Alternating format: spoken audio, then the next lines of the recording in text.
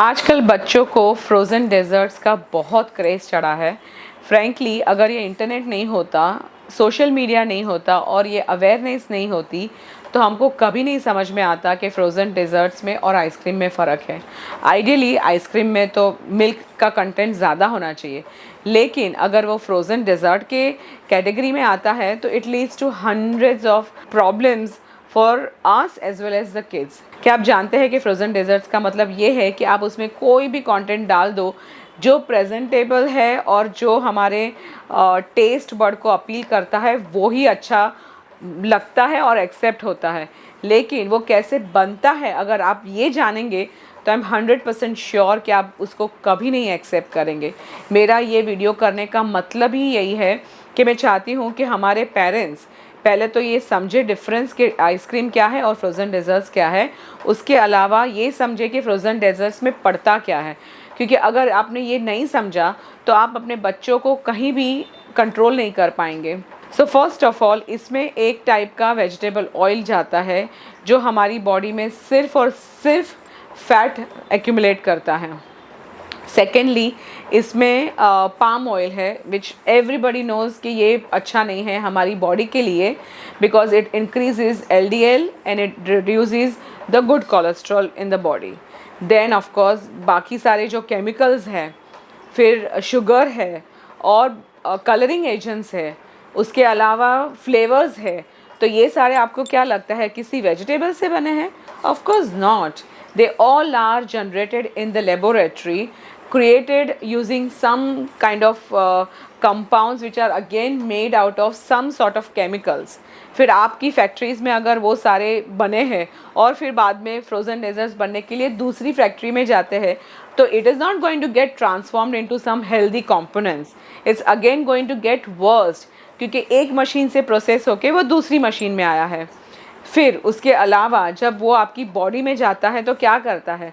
Diabetes, hyper action बच्चों में, उनके ब्लड में शुगर का लेवल स्पाइक होना, उसके अलावा some sort of poisonous lead and other colouring agents जो है आपके कोई भी ऑर्गन को all of a sudden weak कर देना।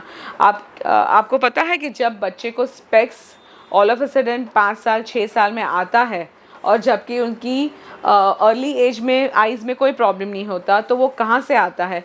It is nothing but the sudden spike in the sugar, because I am sure आप जानते हैं कि ग्लूकोमा और डायबिटीज़ में एक डायरेक्ट कनेक्शन है।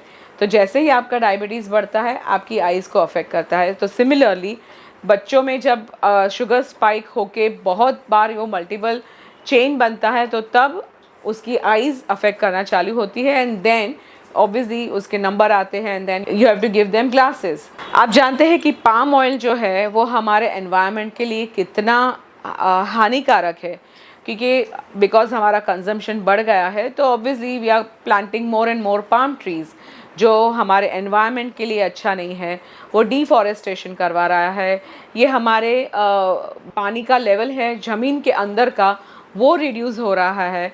उसके अलावा बाकी का जो एनवायरनमेंट है, जितने भी स्पीशीज़ है जिसको अच्छे हेल्दी ट्रीज़ की ज़रूरत है, नहीं कि पाम ट्रीज़ की, उसकी वजह से वो एंडेंजर्ड कैटेगरी में आ रहे हैं। सो सिर्फ बच्चों में नहीं, बड़ों में भी ये हार्ट डिजीज़ को, ओबेसिटी को, मेटाबॉलिक सिंड्रोम जिसकी वजह से all of a sudden uncomfortable होना, बॉडी में वेट गेन होना या फिर कंप्लीट स्ट्रेंथ रिड्यूस हो जाना, ये यहीं कहीं से आता है। But I want my viewers to understand कि आप जब कोई भी फ्रोज़न डेज़र्ट परचेज़ करने जाते हैं तो उसका लेबल देखिए, उसमें क्या कॉम्पोजिशन है वो देखिए, कौन सा मटेरियल यूज़ हुआ है ये देखिए, बिकॉज़ आजकल तो ये शॉर्ट फॉर्म लिखा हुआ है E4 E12 ऐसे अलग अलग टाइप के एजेंट्स के नाम, एजेंट्स के नंबर लिखे हुए हैं, वो आप ऑब्ज़र्व करें।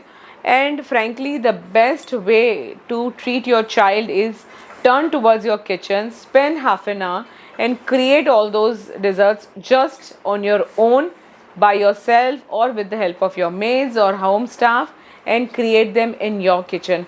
Frankly speaking मैं अपने बच्चों को बहुत सारे desserts ऐसे खुद बना के देती हूँ, maybe because maybe they are not very appealing and it might not very tasteful for them. लेकिन फर्स्टली एक तो हेल्दी है, घर में बना है, and secondly it has no flavouring agents and no other substitutes, and thirdly they will develop the taste for some basic desserts which are made in the house. So please parents, ये video आप अपने friends family के साथ share करें जिनको ये difference नहीं पता है कि आइसक्रीम और फ्रोज़न डेजर्ट्स में क्या है। आइसक्रीम अगर आपने ऐसी ब्रांड ख़रीदी है जैसे कि नेचुरल आइसक्रीम्स है जिसमें फ्लेवरिंग एजेंट्स कम होते हैं, ऐसी कोई आइसक्रीम आप देते हो तो फिर भी चल जाता है, लेकिन definitely not frozen desserts. Thank you.